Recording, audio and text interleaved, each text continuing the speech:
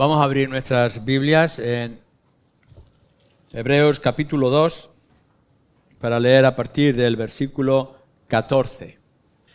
Así que, por cuanto los hijos participaron de carne y sangre, Él, Cristo, también participó de lo mismo para destruir por medio de la muerte al que tenía el imperio de la muerte, esto es, al diablo, y librar a todos los que por el temor de la muerte estaban durante toda la vida sujetos a servidumbre.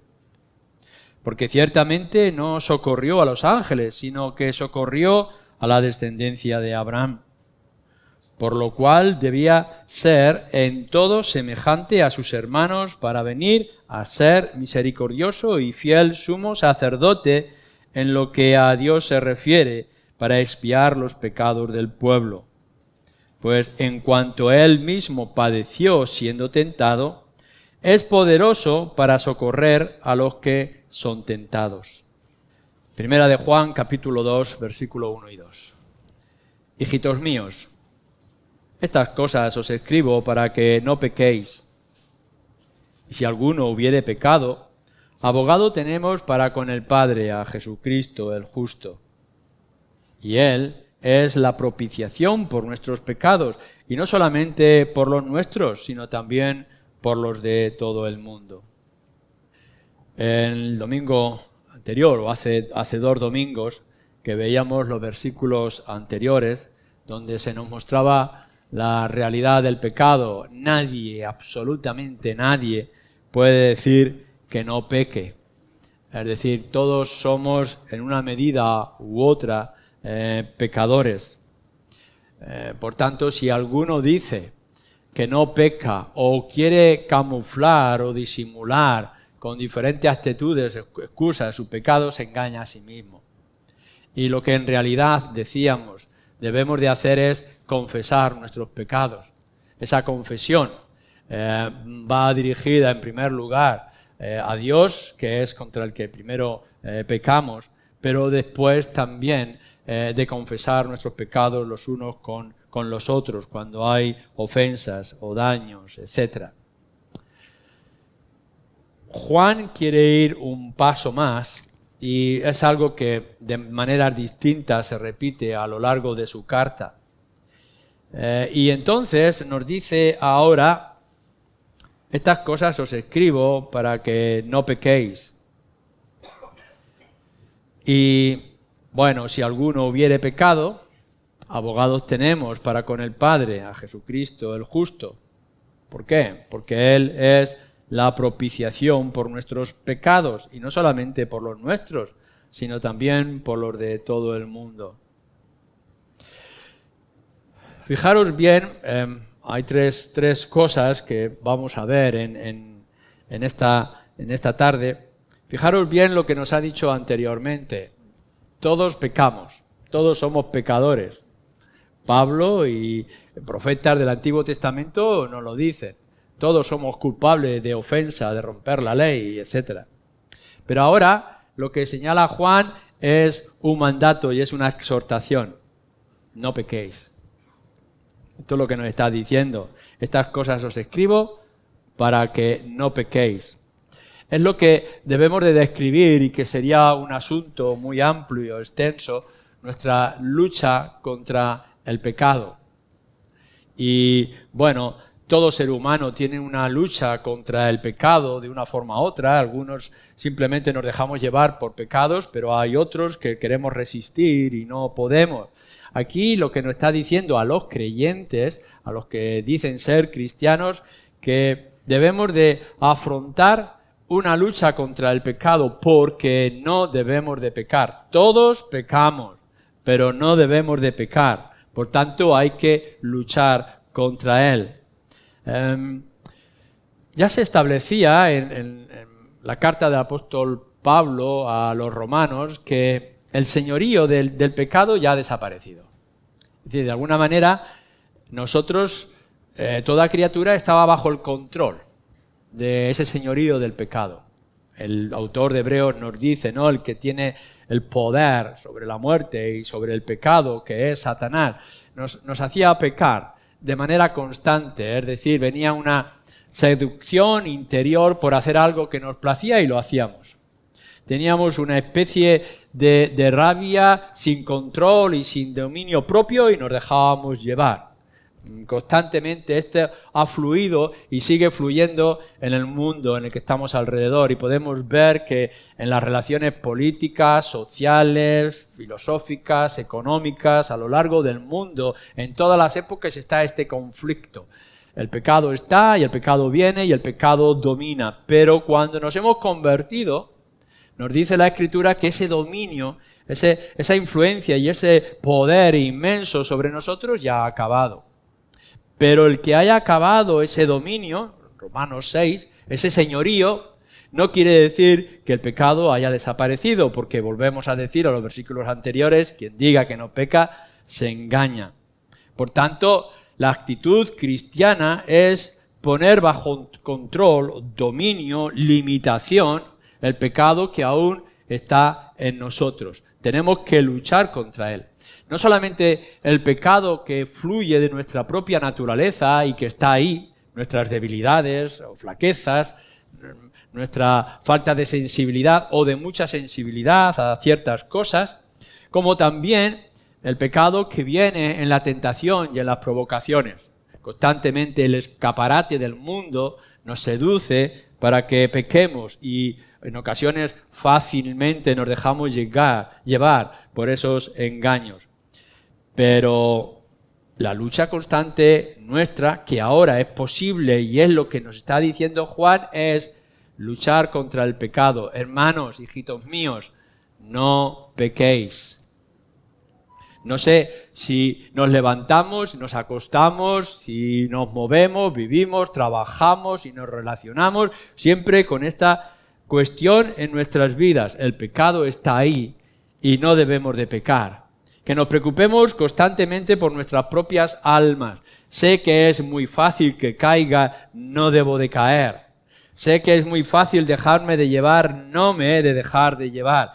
Tiene que haber esta lucha interna y también en la práctica externa contra el pecado. Pero entonces Juan va un poquito más allá, porque en el mismo versículo nos dice, cuando dice que no pequemos, añade, bueno, estas cosas os escribo para que no pequéis. Aquí tenemos una de las ayudas y de las bendiciones para nuestra lucha contra el pecado, porque ninguno de nosotros está solo contra el pecado. La palabra de Dios nos dice que hay multitud de medios o de ayudas que tenemos para luchar contra el pecado, los medios de gracia. Así que contamos, por ejemplo, con la oración. Cuando estamos en tentación, podemos venir delante del Señor y decir, ayúdame para que no caigan estas debilidades, para que no salgan estas palabras ofensivas de mi boca, para que no pueda sentir estas cosas que siento y que sé que tu palabra los condena. Entonces tenemos la oración, que es una gran bendición. Tenemos la presencia del Espíritu Santo, que Él reclama, apoya, nos sostiene, nos levanta en medio de todas las circunstancias. No estáis solos aun cuando podáis sentir solos, porque la presencia del Espíritu morando en cada uno de los creyentes es una realidad tan poderosa como que hemos dejado todas las tinieblas para ahora caminar en luz, si es que caminamos con el Espíritu. Así que tenemos este ayudador con nosotros, que gime y que mueve cielo y tierra para que nosotros salgamos vencedores. ¿Qué decir, por ejemplo, para luchar contra el pecado, lo que es la comunión cristiana? Cuando Pablo está describiendo en 1 Corintios que somos un cuerpo y que si un miembro se duele, todo el cuerpo se duele. Un miembro se goza, todo el cuerpo se goza. Así que tenemos la relación de los hermanos que nos ayudamos, nos comprendemos, nos apoyamos, nos sostenemos como un solo cuerpo. Así que es una gran bendición que tengamos a la iglesia y tengamos a los hermanos en la fe para ayudarnos en nuestra lucha constante contra el pecado propio. Pero Juan lo que está diciendo aquí es que hay algo más. No solamente es la oración o la comunión de los creyentes o la presencia del Espíritu, sino que él dice, yo os he escrito estas cosas para que no pequéis. No sabemos si estas cosas de las que está hablando Juan se refiere específicamente a los versículos anteriores, ¿no? De cuando ha dicho que todos somos pecadores o todos pecamos, pero debemos de confesar los pecados, etcétera, o lo que es la luz, el Evangelio, o quizás se refiere a toda su carta y que lo que está diciendo, que os estoy escribiendo, estas cosas las escribo, todo lo que tenga que ver aquí de exhortaciones, de correcciones, de ánimos o de enseñanza, instrucción en diferentes cosas es para que no pequéis. Pero esto lo aplicamos entonces a lo que es el sentido y la razón, o uno de los sentidos y la razón de las Escrituras. La palabra de Dios, según nos está diciendo Juan, y también lo podemos descubrir en otros lugares. ¿Quién de vosotros no podrá sentir esto cuando lee los Salmos, por ejemplo, o partes de los Evangelios en particular? Que la palabra de Dios es un elemento para ayudarnos a no pecar. Es decir, podemos volver constantemente a la palabra de Dios y encontrar que no es simplemente información, no es que nos está describiendo cosas, no es que nos está señalando hechos históricos o meras doctrinas. La Escritura, la Biblia que tienes en tus manos o que tienes en tu móvil, etcétera, la Escritura es intencional y es personal, es directa, tiene algo concreto que decirte. No es que te informes de cosas y no tenga ninguna práctica en tu vida. No, Juan dice, os escribo estas cosas para que no pequéis. Tenéis una realidad, tenéis un conflicto, tenéis una lucha constante porque sois como sois, el diablo está ahí, el mundo, las tentaciones, tenéis que luchar contra el pecado, pero yo os escribo para que no pequéis. Tenemos la palabra de Dios que nos ayuda a no pecar. Tenemos ejemplos, instrucciones acerca de evangelismo, cómo deberíamos de evangelizar al mundo, o descripciones de la maravillosa presencia de Dios, la hermosura de nuestro Dios y las descripciones extraordinarias de los sacrificios que nos hacen ver el sacrificio de nuestro Señor Jesucristo. Son cosas sorprendentes, pero entre todas esas instrucciones y todas las enseñanzas, cuando te acerques a la palabra de Dios, tienes que encontrar o puedes encontrar este sentido. Te quiere ayudar para que no peques. Entonces, si la tomas en serio y la aplicas en tu vida, los principios que nos puedes estar dando Juan o nos puede estar dando Pedro o otras partes de las Escrituras, es para que puedas vencer contra el pecado, para que puedas resistir la tentación, para que no te dañe en tu interior. No es simple información. Busca alentarte y animarte en medio de las flaquezas o de las debilidades. Sabes que hay una tentación, que hay un interior tuyo que te intenta empujar otra vez en las fauces de este mundo, que hay cosas que te atraen, que si bien es lo que dice que el cristiano tiene que ser o cómo debería de actuar, pero hay esto que te atrae, esta idolatría, esta infidelidad que te seduce y que te quiere arrastrar. Pero que de pronto descubres en las Escrituras unos principios que te dice mantente firme, ánimo, resiste al diablo, como señalábamos esta mañana, resiste al diablo y entonces va a huir de ti. No te dejes engañar por lo que está diciendo el mundo, por esto y por aquello otro. Así que cuando leas las Escrituras, busca ese ánimo, ese aliento, esa medicina, ese escudo que te va a traer protección contra la tentación y las debilidades. Pero fijaros cómo Juan está señalando esta bendición que es la palabra de Dios del Génesis a Apocalipsis como una protección para que no peques, una ayuda o ese aliento para que no peques. Porque dice, hijos míos, estas cosas os escribo para que no pequéis.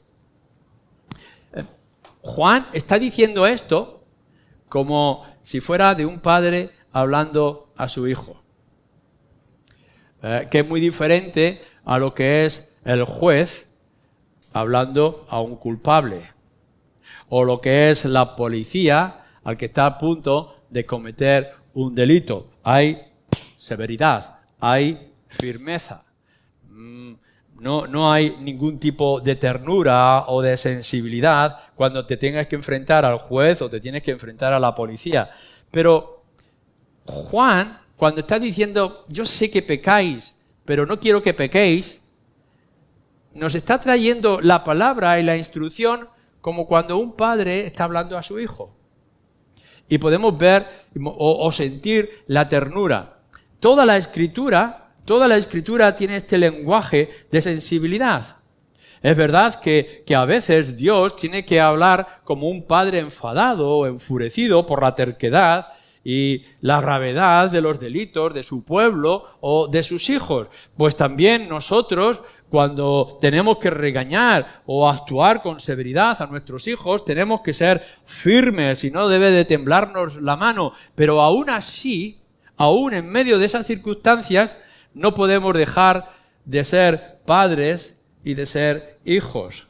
Y cuando leáis las Escrituras, tenéis que verlo de esta manera, que hay sensibilidad y que hay amor a la hora de decirnos las cosas, aun cuando sean duras, que nos las tienen que decir. Si sigues por este camino, vas a traer daño a tu alma. Esto nos lo dice la Escritura. Nos dice que no te dejes engañar porque el diablo está ahí para hacerte daño. Tenía que decirnos las cosas claras. Estás haciendo el tonto, estás destruyendo tu vida, estás cerrándote al futuro digno y nos tienen que decir las cosas con claridad. Has engañado al Espíritu Santo, etcétera, etcétera. Pero a la misma vez nos está diciendo, pero yo quiero que vengáis, yo quiero tener con vosotros. Leer los primeros capítulos, por ejemplo, de Jeremías, que nos lo dice de manera constante.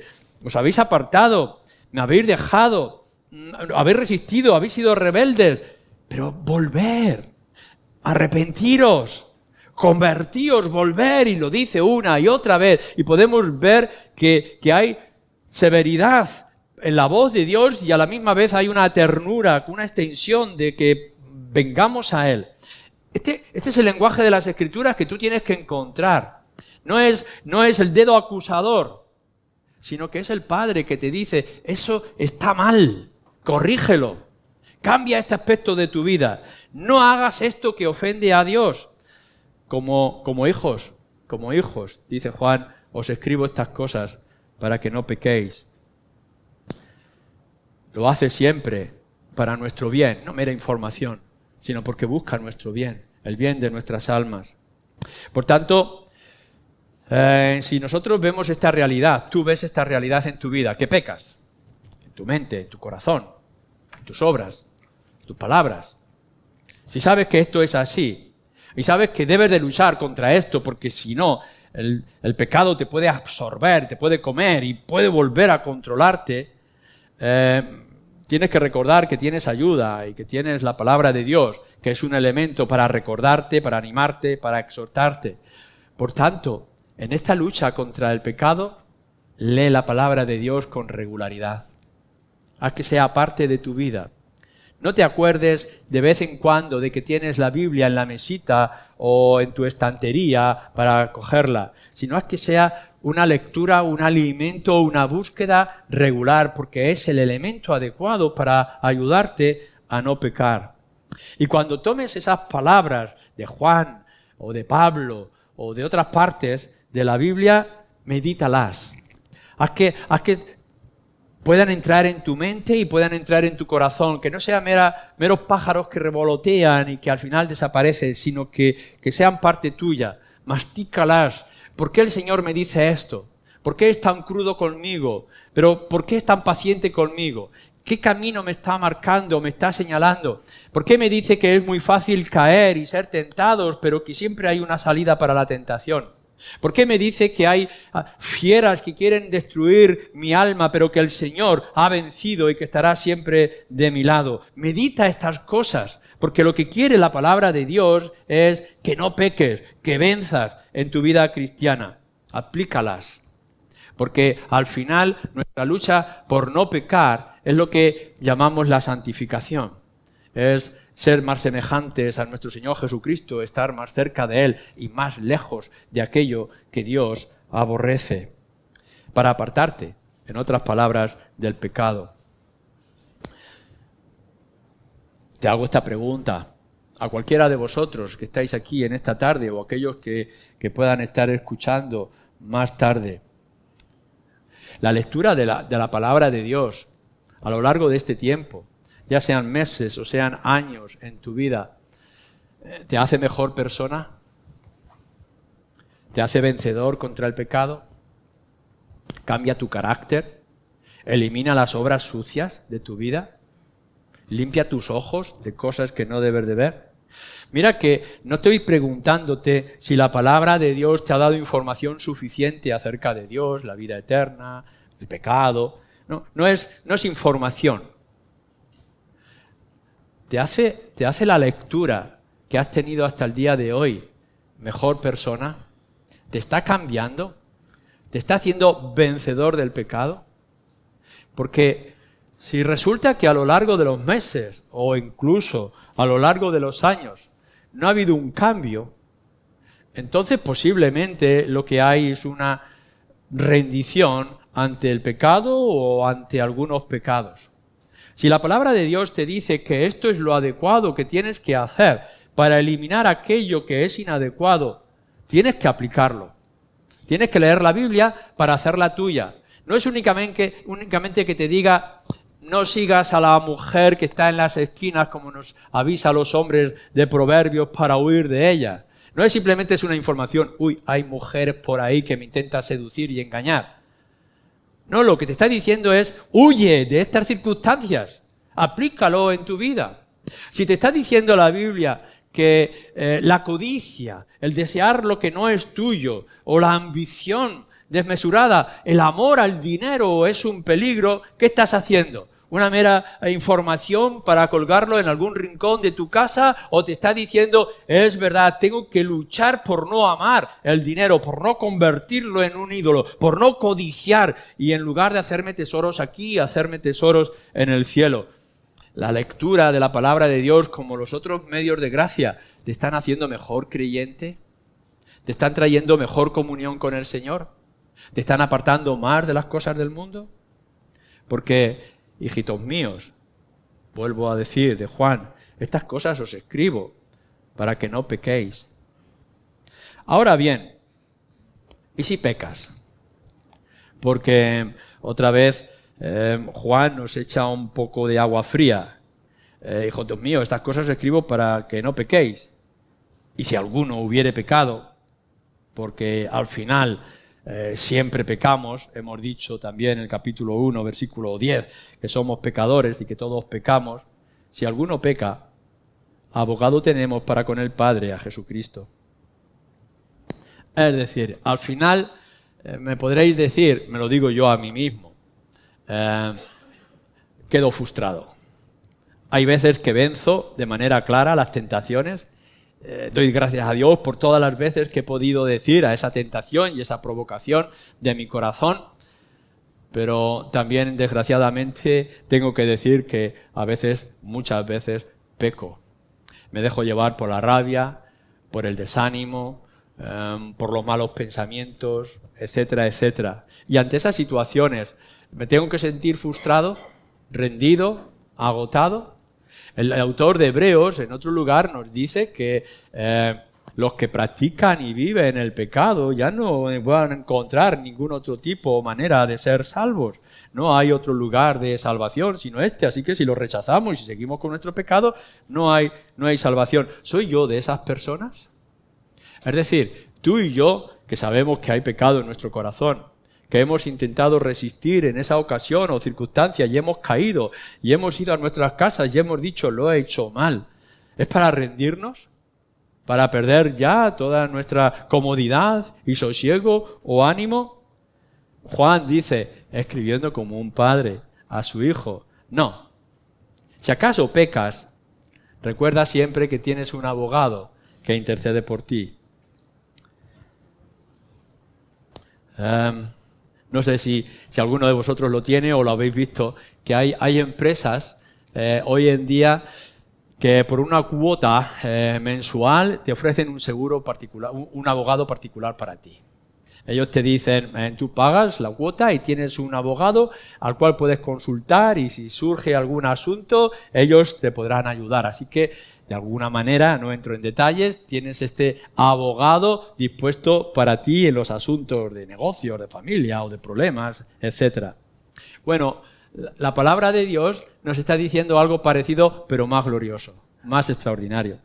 Nos está diciendo, la realidad es esta, eres un pecador, tienes que luchar contra el pecado, pero desgraciadamente pecas.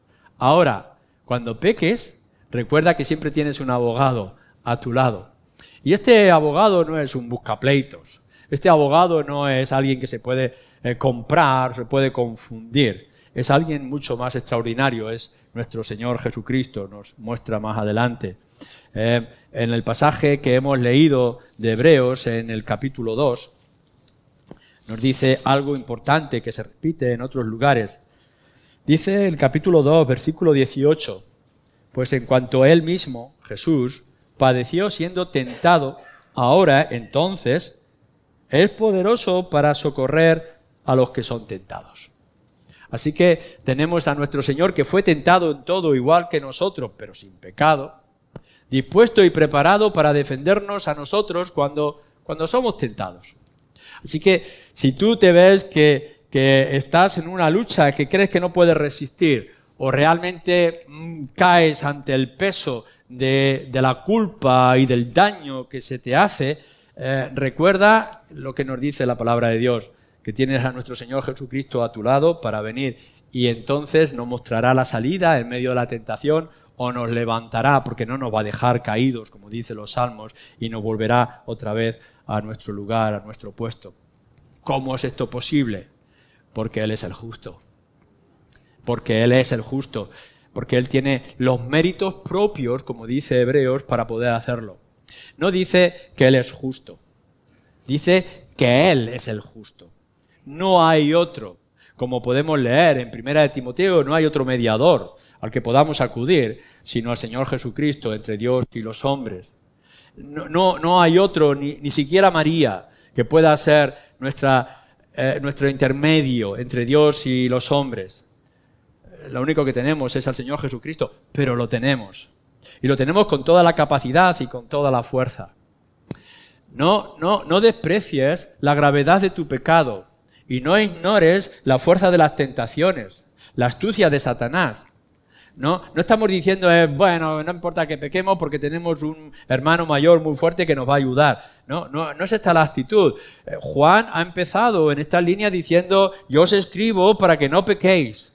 La lucha, el deseo, el anhelo constante de los creyentes es que no haya pecado en vuestras vidas. Pero si pecáis, que sepáis que nuestro Señor Jesucristo, que Él es el justo, Él es el que puede hacerlo, intercederá por vosotros. Interceder,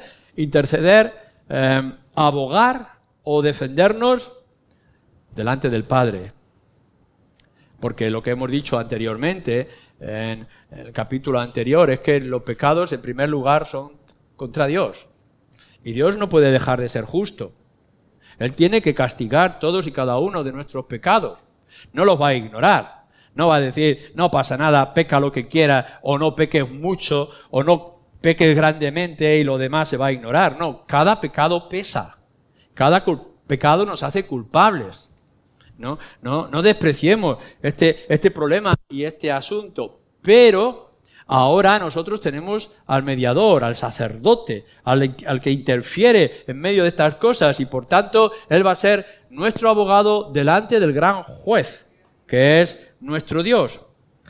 Él conoce todos los delitos que hemos cometido, Él sabe cuáles son nuestras debilidades y nuestra flaqueza, pero constantemente tendrá que venir y decir, yo soy la propiciación, yo soy su defensor, yo he pagado. Es Dios el juez sobre todos y cada uno de nuestros delitos, que no se le escapa a ninguno, pero Él, Cristo, es nuestro defensor y es nuestro abogado. Y Él siempre vence. Hay unos versículos, simplemente unos versículos, parecen que son como un paréntesis en el Evangelio de Lucas, capítulo 22, seguramente la mayoría de vosotros habéis percibido esto y habéis sido o ha sido es de bendición.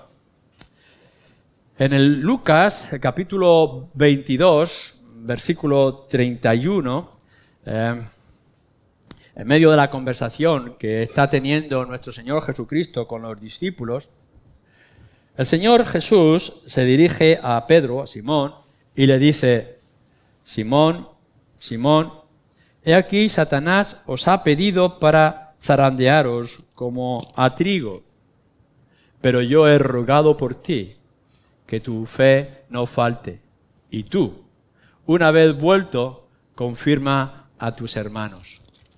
Así que tenemos defensor, que es nuestro Señor Jesucristo, pero tenemos un acusador, que es Satanás. Nos dice aquí que Satanás ha pedido, esta es la palabra que dice, demanda, podríamos traducirlo desde el griego, demanda que se os pueda zarandear, como cuando lo hace con Job. Os ha pedido para zarandearos como a trigo, para golpearos, para maltrataros, para romperos si esto fuera posible. Porque esta es la fuerza y este es el poder que tiene el diablo, incluso delante de Dios, como podemos ver en los primeros capítulos de Job. Pero en medio de esta circunstancia, nuestro Señor Jesucristo dice: pero yo he rogado. No es simplemente que Él ha pedido, no, yo he rogado, yo he orado para que tu fe, Pedro, no falte. Y la realidad es esta. Y entonces, Pedro, cuando tú seas restituido, fortalece o consuela a tus hermanos. Esto es lo que nosotros estamos teniendo constantemente en nuestra vida cristiana. Satanás quiere golpearnos, zarandearnos. Y está pidiendo a Dios: dame poder, dame dominio sobre esta alma, sobre esta criatura, para que yo pueda hacer lo que quiera con ella. Pero nuestro Señor Jesucristo está en medio y dice: no, yo he rogado para que la fe no falte y para que se persevere. Así que tenemos nuestro gran defensor que intercede delante de Dios y frena las malvadas intenciones del diablo sobre nosotros. A causa de este acusador, porque es el acusador de los hermanos, como nos dice en el libro de Apocalipsis. ¿Por qué? Porque Él es la propiciación, el sacrificio expiatorio. Él aplaca la ira de nuestro Dios por causa de nuestros pecados. Los ha expiado, los ha pagado por completo. Así que puede venir con todo poder y con toda autoridad. ¿Dónde está la deuda? ¿Dónde está lo que se demanda de esta persona? ¿A quién se quiere condenar si este o esta es mío? No hay nada en contra de ella. Yo soy su abogado y por tanto Él vence y nos protege y nos asegura. El pecado crea mucho daño, nos puede quitar el gozo y nos puede quitar la libertad y nos puede quitar la paz en esta vida. El pecado es un daño terrible, nos crea amargura e inestabilidad, el gozo de la salvación. Pero tenemos un Dios hecho hombre, un intercesor que ha pagado y ha pagado las deudas, y esa culpa, ese malestar no tiene por qué estar ahí. Acude a tu abogado, acude a tu defensor, trae tus demandas, ven a Él, y que Él sea tu fortaleza y sea tu alivio. Quizá en este venir a nuestro Señor Jesucristo sea parte del poder de la oración. Todo lo que pidiereis en mi nombre, yo lo concederé, o mi Padre que estará en los cielos os lo concederá. No solamente es una batalla contra el mundo y una resistencia a Satanás, sino también una búsqueda de la presencia del Señor en nuestras vidas en oración. Ven y ayúdame. ¿Quién es suficiente para esta batalla y esta lucha? Y ahí tenemos a nuestro Señor Jesucristo, dispuesto siempre para ser nuestro defensor, porque Él es nuestra propiciación. Él ha pagado nuestro pecado. Termina con unas palabras que algunos consideran difíciles. Y Él es la propiciación por nuestros pecados, y no solamente por los nuestros, sino también por los de todo el mundo.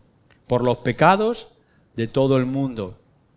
No está diciendo aquí, porque no lo dice en las Escrituras, que Cristo haya muerto por todos y cada uno de los pecados del mundo o de los pecadores y que por tanto ya no haya pecados.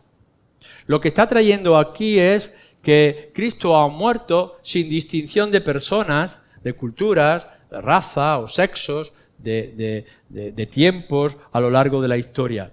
No hay distinción y no hay preferencia. Cristo ha muerto por los pecados de los creyentes y es más que suficiente para que puedan venir otros muchos de diferentes lugares. Es lo que en teología se llama la suficiencia y la eficiencia de la cruz. Suficiente porque Cristo ha derramado su sangre para todo el mundo, puede abarcar a todo el mundo, pero es eficiente únicamente a aquellos que ponen su confianza en el Señor Jesucristo. No ha muerto por todos y cada uno, pero su sustitución solamente es para su pueblo, pero sí es una invitación para todos. Una invitación que yo quiero hacerte en esta tarde, aquellos que no sois creyentes o que todavía estáis en lucha. Mira, si sigues en un camino sin Cristo, no podrás vencer. Vas a caer. Te tienes que rendir. No hemos sido capaces de ser sin señorío. O tienes el señorío del diablo, padre de este mundo, o tienes el señorío de Cristo. No hay más opciones. La lucha contra tu pecado, tus inclinaciones y tus debilidades, tú las sabes. O te dejas llevar por ellas y te rindes a las consecuencias eternas que esto va a traer, o buscas salvación. La Escritura nos dice que nuestro Señor Jesucristo, el Hijo de Dios, ha muerto para que no importa la gravedad de tus pecados, no importa lo lejos que estés, no importa cuál sea tu situación concreta en este instante, puedas venir a Él, puedas rendirte a Él, puedas confiar en Él. Así que es una invitación que nos hace aquí. Juan lo está haciendo a todo el mundo. Mirad, el Señor Jesucristo no ha muerto por unos cuantos en la iglesia de Éfeso, que se supone que iba la carta dirigida. No es a unos cuantos de nosotros. La expiación, la propiciación, la obra de Cristo se extiende a todo el mundo. Y en esta lucha contra el pecado, igual que Cristo ahora nos defiende a ti, sea quien seas, y sea cual sea tu circunstancia, si vienes por fe, como ha dicho anteriormente, y vas a decir más adelante, si confías, el Señor también se convertirá en tu propiciación y se convertirá entonces en tu abogado y tu defensor. Que el Señor lo haga así en tu vida y en la vida de cada uno de nosotros. Amén.